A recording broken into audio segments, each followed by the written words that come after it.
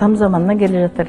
Мына ер адамды отбасындағы қазір отағасы деп айтып жүрген жастар үйреніп жатыр, ауыздары дұрыс ол айтқаны.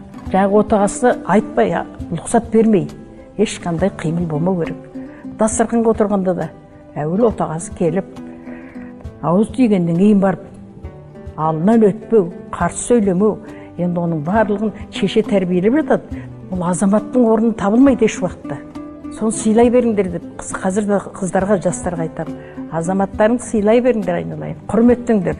Ертең балалардың да алдына келеді. Үйренгенін жасап, олар да өзінің барған жерінде сондай жақсылықтар жасайды деп. Ер адамдарын сыйласа, нағыз келін, нағыз ана, кемеңгер әже болып шығатынына мен көзім жетті.